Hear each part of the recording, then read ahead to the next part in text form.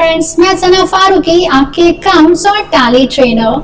आज हम लोग अकाउंटेंसी का बेसिक पार्ट स्टार्ट करते हैं। तो चलिए शुरू करते हैं। सबसे पहले हमें अकाउंट्स का मतलब जानना है, मीनिंग ऑफ अकाउंट्स। किसी भी बिजनेसमैन जो बिजनेस कर रहा है, जो व्यापार कर रहा है, तो वो देखना चाहेगा कि हम बिजनेस कर रहे हैं तो हर एक बिजनेस में बहुत सारे लेन देन होते हैं, तो हर एक ट्रांजैक्शंस को कैसे रिकॉर्ड कर रहे हैं, किस तरह के ट्रांजैक्शन, सामान खरीद रहे हैं, सामान बेच रहे हैं, किसी को पेमेंट कर रहे हैं, किसी से पैसा रिसीव कर रहे हैं, ये सारे हमारे बिजनेस के ट्रांजैक्शंस होते हैं। इन ट्रांजैक्शंस को हम लोग कैसे रिकॉर्ड करें, और सिर्फ रिकॉर्ड नहीं करें, सिस्टमैटिक मैनर में रिकॉर्ड करें, एक प्रॉपर वे में, एक सहूलियत के साथ बिजनेस में होने वाले जो भी ट्रांजैक्शंस हैं उनको कैसे रिकॉर्ड करें, वो अकाउंट्स हमें सिखाता है।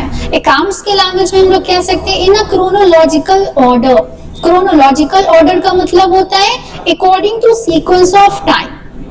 टाइम के सीक्वेंस के अकॉर्डिंग बिजनेस में होने वाले जो भी ट्रांजैक्शंस हो रहे हैं उनको हम कैसे रिकॉर्ड करें कि अगर आज के डेट में हमने ट्रांजैक्शंस किया है, किससे सामान खरीदा है, कितना रुपए का सामान खरीदा है, कितनी क्वांटिटी खरीदा है, कहीं डिस्काउंट तो नहीं है। तो हर एक एक आइटम्स को प्रॉपर वे में हम कैसे रिकॉर्ड करें, वो हमें अकाउंट सिखाता है। तो चलिए एक सिनेरियो मैंने लिया है। मिस्टर राम है, मिस्टर राम को बिजनेस करना है। तो आपको भी पता है बिजनेस करने के लिए हमारे पास पैसा होना चाहिए, मनी होना चाहिए। तो क्या हुआ, मिस्टर राम को पैसा चाहिए, तो मिस्टर राम की प्रॉपर्टी है, इनकी प्रॉपर्टी नहीं है, इनके पापा की प्रॉपर्टी है, राइट। तो बिजनेस करने के लिए मिस्टर राम के पास पैसा होना चाहिए। तो मिस्टर राम ने अपने खड़ूस पापा से, देखिए शक्ल से भी लग रहा है कि खड़ूस है, अपने खड़ूस पापा से बगावत किया कि पापा मुझे मेरी प्रॉपर्टी का हिस्सा दीजिए, राइट। क्यों? क्योंकि मिस्टर राम के दिमाग में एक आइडिया है कि मुझे बिजनेस करना है एंड पैसा चाहिए। तो इनके पापा ने क्या किया, प्रॉपर्टी का हिस्सा जो राम के पोर्शन में आता है वो इनको पैसा दे दिया। मींस मिस्टर राम के पास पैसा आ गया है बिजनेस करने के लिए। अब बिजनेस करने के लिए मिस्टर राम के पास पैसा आया तो मिस्टर राम ने अपना बिजनेस स्टार्ट किया। फॉर एग्जाम्पल इन्होंने फर्नीचर शोरूम ओपन किया। तो अब देखिए हर एक बिजनेस में बहुत सारे हमारे क्या होंगे, अकाउंटिंग ट्रांजैक्शंस होंगे, राइट, लेन देन होंगे। तो अगर एक दो ट्रांजैक्शंस हो तो मेरे लिए पॉसिबल है, यस मुझे याद रहे कि मैंने किससे सामान खरीदा, मैंने किसको सामान बेचा। लेकिन अगर यही ट्रांजैक्शन कई सारे मेरे बिजनेस में हो, जैसे सामान हम खरीद रहे हैं, हम सामान बेच रहे हैं, अगेन मैंने सामान खरीदा, फिर सामान बेच रहे हैं, किसी को पेमेंट कर रहे हैं, किसी से पैसा रिसीव कर रहे हैं, फिर मैंने सेल्स किया। तो एक दिन में अगर कई सारे ट्रांजैक्शंस होंगे तो ह्यूमन बीइंग्स के लिए पॉसिबल नहीं हो पाता कि मुझे याद रहे, ठीक है। तो इसे याद रखने के लिए प्रॉपर हम लोग को रिकॉर्ड करना पड़ता है। तो बिजनेस की बुक्स ऑफ अकाउंट्स बोला जाता है, जहां पे हर एक बिजनेस के ट्रांजैक्शन को एक प्रॉपर वे में, एक सिस्टमैटिक मैनर में रिकॉर्ड किया जाता है। तो वो जो अकाउंट्स है that is called book keeping. Mean business की बुक्स ऑफ अकाउंट्स में हर एक ट्रांजैक्शंस को हम लोग रिकॉर्ड कर रहे हैं तो उसे बुक कीपिंग कहते हैं। क्लियर है? आगे चलते हैं, व्हाट इज अकाउंटिंग। अकाउंटिंग में स्टूडेंट्स 3 एक्टिविटीज होती हैं। तो सबसे पहले आइडेंटिफिकेशन। हम ये देखना चाहेंगे कि बिजनेस में जो भी ट्रांजैक्शंस हो रहे हैं, जो भी लेन देन हो रहे हैं, वो क्या हो रहे हैं, उसको आइडेंटिफाई करना हमें आना चाहिए। सेकेंड वन है रिकॉर्डिंग। रिकॉर्डिंग मतलब जो भी हमने ट्रांजैक्शंस को आइडेंटिफाई किया है उनको रिकॉर्ड करना, उनको क्लासिफाई करना, उनको समराइज करना अलग अलग वे में। कैसे करेंगे वो चीज हम लोग आगे सीखेंगे फ्रेंड्स आगे। एंड देन कम्युनिकेट करके बताना, ठीक है। कम्युनिकेट मतलब अकाउंटिंग रिपोर्ट्स हम प्रिपेयर कर रहे हैं और हम किनको कम्युनिकेट करेंगे, यूजर्स को कम्युनिकेट करेंगे जो हमारे बिजनेस में इन्वॉल्व है, राइट। जैसे एम्प्लॉइज हैं, मैनेजमेंट है, डायरेक्टर्स हैं, पोटेंशियल इन्वेस्टर्स हैं जो चाहते हैं हमारे बिजनेस में पैसा लगाना। तो उनको हम अकाउंटिंग रिपोर्ट्स प्रिपेयर करके यूजर्स को एनालाइज, इंटरप्रेट फॉर यूजर, ताकि वो एनालिसिस कर सके, इंटरप्रेटेट कर सके कि बिजनेस में at the end of financial year हम यही देखना चाहेंगे कि मेरे बिजनेस में प्रॉफिट हो रहा है कि लॉस हो रहा है। इस चीज को जानने के लिए हर महीने जो भी ट्रांजैक्शंस होंगे उनको आइडेंटिफाई करना, रिकॉर्ड करना and at the end of financial year reports prepare करके देना ताकि हम कम्युनिकेट कर सके अपने इंटरेस्टेड यूजर्स को, राइट। तो ये बेसिक हमारे अकाउंटिंग का पार्ट है। The accounting process include the book keeping functions, कि जो भी अकाउंटिंग प्रोसेस हमारा होगा उसमें बुक कीपिंग फंक्शन मींस सिर्फ बिजनेस में ट्रांजैक्शंस को सिर्फ रिकॉर्ड करने का काम नहीं है, बल्कि हम आगे ये भी देखेंगे कि बिजनेस में हमारा प्रॉफिट हो रहा है कि लॉस हो रहा है, उस चीज को भी हम एनालिसिस करेंगे, राइट। आगे चलते हैं। अगर अकाउंटिंग की बात करें तो अकाउंटिंग के बहुत सारे फीचर्स होंगे। फीचर्स पढ़ने से पहले वॉरेन बफेट ने क्या कहा है अकाउंटिंग के बारे में, ये देख लेते हैं। तो देखिए क्या कहा है वॉरेन बफेट ने, accounting is the language of business. अगर किसी को बिजनेस को जानना है कि बिजनेस अच्छा चल रहा है बुरा चल रहा है, तो वहां के अकाउंट्स उठा के आप देख लीजिए, आपके बिजनेस का हाल हकीकत आपको पता चल जाएगा कि मेरा बिजनेस प्रॉफिट हो रहा है कि लॉस हो रहा है, राइट। फीचर्स देखते हैं। फीचर्स में हम बात करें तो पहला, अगर अकाउंटिंग सिर्फ इसलिए फीचर्स में बता रही हूँ ताकि थोड़ा सा माइंड में आपको चीजें रिटेन हो जाए कि आगे हम लोग क्या पढ़ने जा रहे हैं, ये अकाउंटिंग की क्या क्या बेनिफिट्स होंगे, राइट। चलिए, accounting systematically records business transactions in terms of money, कि अकाउंटिंग में होने वाले जो भी बिजनेस ट्रांजैक्शंस होते हैं उन्हें सिस्टमैटिक मैनर में हम रिकॉर्ड करते हैं, इन टर्म्स ऑफ मनी में रिकॉर्ड करते हैं। मनी में हम लोग सारे ट्रांजैक्शंस को रिकॉर्ड करते हैं। जैसे हम सामान खरीद रहे हैं तो एक क्वेश्चन अराइज होता है ना, कितने रुपए का सामान खरीद रहे हैं, हम सामान बेच रहे हैं कितने रुपए का सामान बेच रहे हैं, किसी को पेमेंट कर रहे हैं कितने रुपए का पेमेंट कर रहे हैं, मतलब हर एक लेन देन में आपके पैसे की बात आ रही है, मनी का टर्म्स में रिकॉर्ड करते हैं। नेक्स्ट लेते हैं friends, accounting process prepares financial reports and investigates it for making decision making easier. Means accounting process में हम लोग क्या करते हैं, फाइनेंशियल रिपोर्ट्स को प्रिपेयर करते हैं और ये भी इन्वेस्टिगेट करते हैं ताकि जो एक्सपर्ट्स, बड़े बड़े हमारी कंपनी में एक्सपर्ट्स बैठे हैं, वो डिसीजन भी ले सके, उनको डिसीजन लेने में इजी हो जाए, राइट। इसलिए हम लोग अकाउंटिंग प्रोसेस में फाइनेंशियल रिपोर्ट्स मेंटेन करते हैं। The second one is accounting is a continuous process for giving interested users information. Means accounting का क्या काम है, अकाउंटिंग का कंटिन्यूअस काम है, लगातार हम लोग ट्रांजैक्शंस को रिकॉर्ड करते हैं। देखिए ऐसा नहीं कि अगर आज के डेट में लेन देन हो रहा है मैंने रिकॉर्ड किया, कल की डेट में लेन देन हो रहा है मैं नहीं रिकॉर्ड करूं, नहीं, accounting day to day transactions को रिकॉर्ड करना है। ये कंटिन्यूअस प्रोसेस है, लगातार चलने वाला प्रोसेस है। हर एक दिन अगर लेन देन हो रहे हैं आपको रिकॉर्ड करना ही करना है। और क्यों रिकॉर्ड कर रहे हैं, for giving interested users information, ताकि जो भी इंटरेस्टेड यूजर्स हैं जो हमारे बिजनेस की फाइनेंशियल पोजीशन को देखना चाहते हैं उनके लिए हमारे लिए इजी हो जाए रिपोर्ट्स बना के उनको डिस्क्लोज करना सारी चीजें, राइट। अब देखिए, अब हमें आगे पढ़ना है अकाउंटिंग के कुछ बेसिक टर्म्स, तो बेसिक टर्म्स की तरफ चलते हैं। बेसिक टर्म्स में सबसे पहले अकाउंटिंग का बेसिक टर्म्स क्यों, क्योंकि सब्जेक्ट नया नया है, इसके कुछ टर्मिनोलॉजी होगी, तो अकाउंटिंग हर एक सब्जेक्ट की अपनी टर्मिनोलॉजी होती है समझने के लिए, राइट। तो अकाउंटिंग की भी कुछ बेसिक टर्म्स है, उसको बात करेंगे। अब देखिए, बिजनेस करने के हमारे पास प्रॉपर्टीज होना चाहिए, मतलब cash, land, building, machine, furniture, ये सब होना चाहिए। तो इस प्रॉपर्टीज को अकाउंट्स की लैंग्वेज में बोला जाता है एसेट्स, राइट। क्या कहा जाता है, एसेट्स। एसेट्स मतलब प्रॉपर्टी, संपत्ति जो हम बिजनेस में यूज कर रहे हैं, यूटिलाइज कर रहे हैं। वो एसेट्स किस फॉर्म में हो सकती है, वो बिल्डिंग के फॉर्म में हो सकती है, वो फर्नीचर के फॉर्म में हो सकती है, वो मशीन के फॉर्म में हो सकती है, या फिर लैपटॉप है, डेस्कटॉप है, या कैश खुद अपने आप में मेरे लिए क्या है, अगर मेरे पास पैसा होगा तो हम बोलेंगे ना मेरी प्रॉपर्टी, मेरी एसेट्स है। और XYZ कुछ भी हो सकता है, आपका land, building, house, gold, silver, किसी भी तरह की अगर एसेट प्रॉपर्टीज यूज हो रही है बिजनेस में तो उसे अकाउंट्स के लैंग्वेज में हम लोग एसेट्स कहते हैं। अब स्टूडेंट्स आगे पढ़ते हैं। एसेट्स हमारे 2 टाइप्स के होते हैं, पहला है फिक्स एसेट्स एंड दूसरा है करंट एसेट्स। फिक्स एसेट्स मतलब नाम से ही देखिए लग रहा है, फिक्स मतलब स्थिर, एसेट्स मतलब संपत्ति। स्थिर संपत्ति ये ऐसी एसेट्स की बात कर रहे हैं जो मोर देन 1 ईयर हमारे बिजनेस में लगी हुई है, हम अपने बिजनेस पे इनका 1 साल से ज्यादा यूटिलाइज कर रहे हैं, उसका फायदा उठा रहे हैं, ठीक है। जैसे अगर बिजनेस में, नॉर्मल बिजनेस में बात करें, एसी लगी होती है, ऐसा नहीं कि हर साल मुझे एसी लगवाना है ऑफिस में, एक बार एसी लग गई, उसका यूटिलाइजेशन हो रहा है, उससे हम यूज कर रहे हैं। हम 10 लाख या 15 लाख की मशीन खरीद के लाते हैं, मशीन महंगी महंगी बिजनेस में मशीन फैक्ट्री में लेकर आते हैं। ऐसा नहीं कि हर साल मुझे मशीन खरीदना है, राइट। एक बार मशीन हमने खरीद लिया, उसको कई साल तक हम बिजनेस में यूज करते हैं। तो सिंपल फिक्स एसेट्स का मतलब हम ऐसी एसेट्स की बात कर रहे हैं जो more than 1 year it utilises in the business. For example building है, फर्नीचर है, मशीन्स हैं, ये सब हमारी फिक्स एसेट्स होती हैं। सेकेंड हम बात करते हैं करंट एसेट्स। करंट मतलब चालू, एसेट मतलब संपत्ति। चालू संपत्ति ऐसी एसेट्स की बात कर रहे हैं जो with in 1 year it converted into cash, जो 1 साल के अंदर कैश में कन्वर्ट हो जाए, या खुद कैश अपने आप में करंट एसेट्स हैं। क्यों कैश करंट एसेट्स हैं?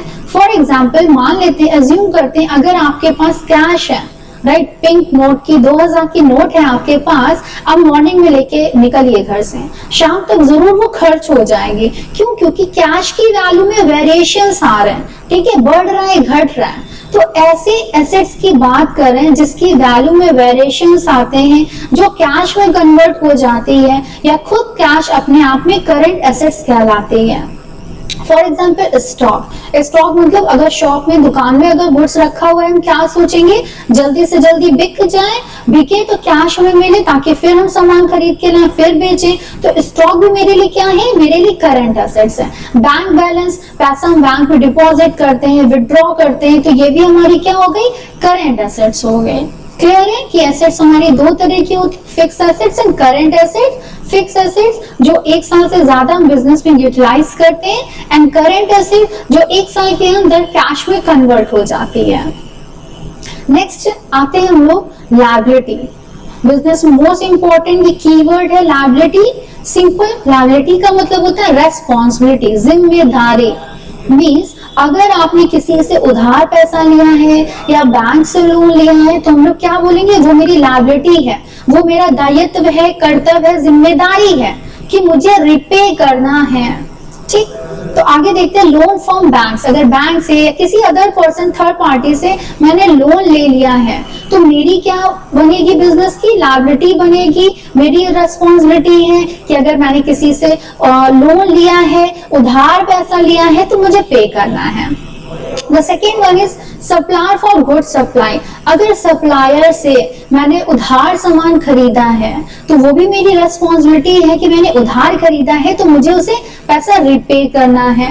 Next one, bank overdraft. Bank में पैसा अगर जमा है 10,000 और मुझे जरूरत है 15,000 की, तो 5,000 जो मैं एक्स्ट्रा निकाल रहे हैं, बोला जाएगा बैंक ओवरड्राफ्ट। वो मेरी ओडी ओवरड्राफ्ट है। बैंक ऐसे नहीं ओवरड्राफ्ट करने देखती है जिसका नेम फेम रेपुटेशन अच्छा है, जिसकी गुडविल अच्छी है, टर्नओवर अच्छा है, तो ओवरड्राफ्ट का एक फॉर्म होता है, आपको फिल करना होता है। बैंक उसमें लिमिट मेंशन कर देती है कि आप इतना उधार पैसा निकाल सकते हैं। तो जो पैसा मैंने बैंक से एक्स्ट्रा निकाला अपने पैसे के अलावा, that is called bank overdraft, जिसे ओडी भी कहते हैं शॉर्ट फॉर्म में। वो भी मेरी लायबिलिटी है कि मुझे बैंक को रिपे करना है। नेक्स्ट आते हैं, अब बिजनेस करने के लिए हमारे पास क्या होना चाहिए, कैपिटल होना चाहिए, राइट। तो कैपिटल का मतलब सिंपल लैंग्वेज में आप कह सकते हैं amount invested by the proprietor in the business. Simple में कैपिटल मतलब पूंजी। बोलते नहीं यार मेरे पास बिजनेस करने के लिए पूंजी नहीं है। पूंजी मतलब पैसा, कैपिटल, ताकि हम बिजनेस कर सके। तो जो भी पैसा, प्रोप्राइटर मतलब बिजनेसमैन, बिजनेस में जो भी बिजनेसमैन पैसा लगाता है, इन्वेस्ट करता है, उसे हम लोग अकाउंट्स की लैंग्वेज में कैपिटल कहते हैं।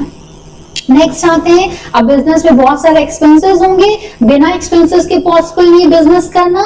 जैसे सामान, परचेज ऑफ रॉ मटेरियल, सामान हम खरीद रहे हैं, सैलरी हम पे कर रहे हैं, वेजेस हम पे कर रहे हैं। वेजेस मतलब मजदूरी होता है, जो मजदूर को पे करते हैं, एम्प्लॉयज को हम सैलरी पे करते हैं। अब यहीं पे एक डिफरेंस अराइज होता है कि मैम सैलरी एंड वेजेस में डिफरेंस क्या है। तो सिंपल वर्ड में आप समझ लीजिए, सैलरी का मतलब होता है किसी भी एम्प्लॉय को टेक्निकल जो आप काम ले रहे हैं, टेक्निकल काम के बदले जो आप पे कर रहे हैं, that is called salary. Wages का मतलब जो लेबर बोरी उठाते हैं, ईंटें उठाते हैं, रखते हैं, मजदूरी करते हैं, उनसे टेक्निकल नहीं, उनसे फिजिकल वर्क लिया जा रहा है, तो उनको जो हम पे करते हैं उसे वेजेस कहते हैं। रेंट हो गया, इलेक्ट्रिसिटी बिल हो गया, ये सारे एक्सपेंसेस हम लोग कहलाएंगे जो बिजनेस में हमारे इनकर्ड होते हैं। नेक्स्ट लेते हैं रेवेन्यू। रेवेन्यू को मतलब होता है income, means revenue is the total amount of income generated by the sale of goods or services related to the company's primary operation। कि कंपनी में जो प्राइमरी बिजनेस को ऑपरेट करने में जो भी हम इनकम कमा रहे हैं, मतलब सामान बेच रहे हैं, सर्विसेज दे रहे हैं, जो भी इनकम कमा रहे हैं, जो भी इनकम जनरेट हो रही है, टोटल अमाउंट ऑफ इनकम जो भी जनरेट हो रही है, उसे अकाउंट्स की लैंग्वेज में हम लोग रेवेन्यू कहते हैं। नेक्स्ट आते हैं, अब बिजनेस हम क्यों कर रहे हैं? प्रॉफिट कमाने के लिए, लाभ कमाने के लिए। तो प्रॉफिट का मतलब क्या होता है? एक्सेस ऑफ रेवेन्यू, मतलब रेवेन्यू ज्यादा है, एक्सेस मतलब ज्यादा of a period over its related expenses during an accounting year.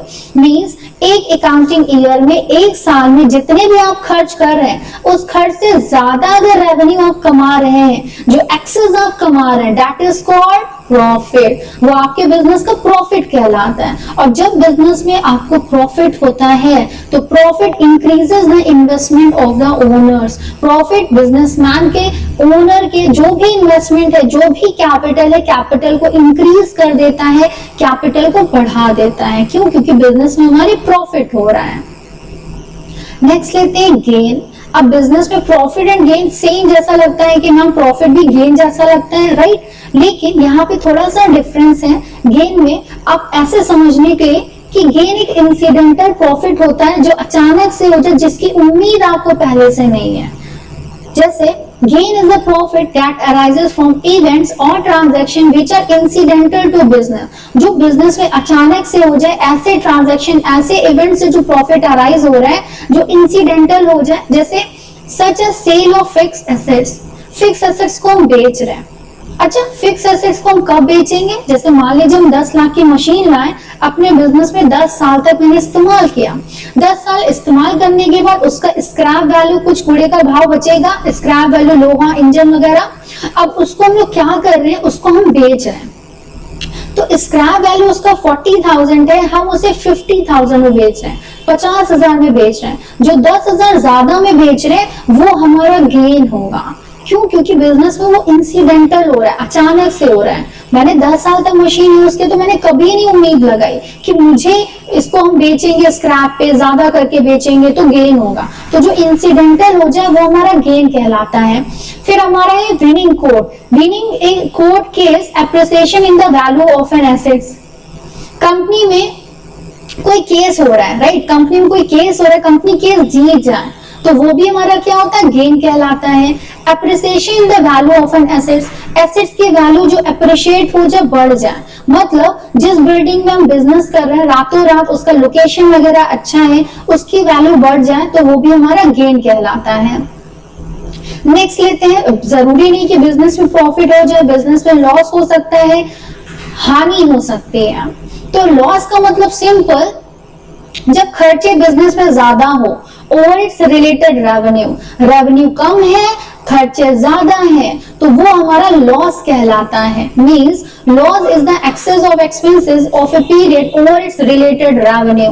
कि खर्चे ज्यादा है एंड उससे रिलेटेड रेवेन्यू जो है कम है, तो वो हमारे बिजनेस का लॉस कहलाता है।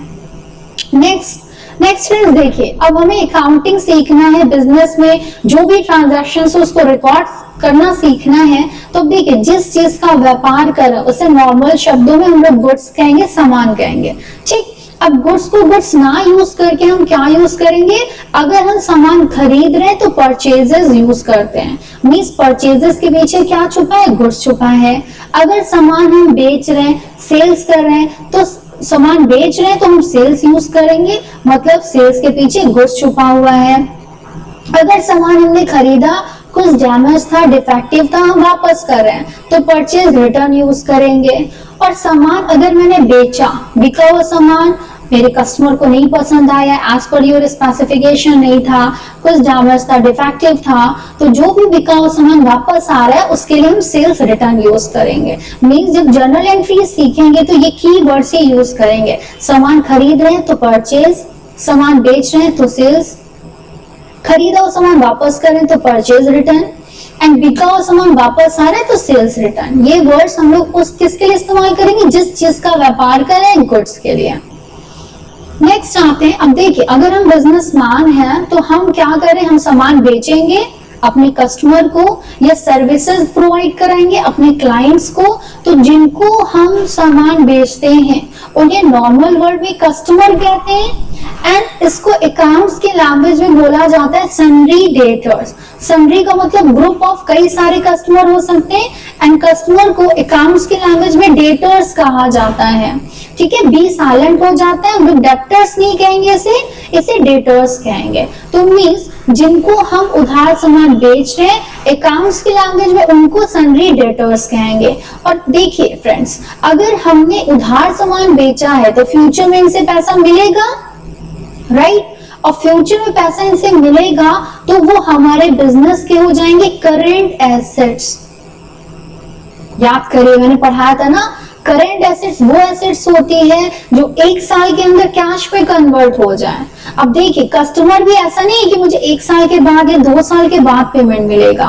मिनिमम अगर प्रैक्टिकल में बात करूं तो कहीं लॉ में नहीं लिखा कि कितने डेज के अंदर पैसा मिल जाना चाहिए, लेकिन ऑन प्रैक्टिकल 90 डेज से ज्यादा कोई सप्लायर वेट नहीं करता है, पहुंच जाएगा कस्टमर के पास तगादा करने के लिए, पैसा दे रहे हो कि नहीं दे रहे हो, राइट? तो मतलब सन्ड्री डेटर्स कौन है, करंट एसेट्स हैं। क्यों? क्योंकि with in 1 year it converted into cash, ये कैश में कन्वर्ट हो रहे हैं, that is called sundry debtors. Next लेते हैं, अब देखिए अगर हम कस्टमर हैं, हम किसी से सामान खरीदने जा रहे हैं, किससे खरीदने जा रहे हैं, सप्लायर से सामान खरीदने जा रहे हैं। तो सामान जब खरीदने जा रहे हैं that is called sundry creditors. Means अभी तक सप्लायर बोलते हैं लेकिन उधार सामान जिनसे खरीदते हैं अकाउंट्स की लैंग्वेज में उनको सन्ड्री क्रेडिटर्स कहते हैं। और हमने उधार सामान अगर किसी से खरीदा है, उधार खरीदा है, तो वो मेरी बिजनेस की क्या बन जाएगी, that is called current liability. वो मेरी लायबिलिटी है, मेरा दायित्व है, कर्तव्य, जिम्मेदारी है कि मैंने जिससे उधार सामान खरीदा है मुझे पैसा पे करना है, तो मेरे बिजनेस की लायबिलिटी बन जाएगी। राइट फ्रेंड्स, तो आज हम लोग ने बेसिक टर्म सीखे हैं कि मेरे बिजनेस में जो भी ट्रांजैक्शंस हैं, ठीक है, ट्रांजैक्शंस को कैसे रिकॉर्ड करेंगे वो हम लोगों ने सीखा है, बेसिक टर्म सीखे हैं, इसको अच्छे से रिवाइज करिएगा। तब तक हम लोग नेक्स्ट वीक मिलेंगे। Thank you, thanks for watching.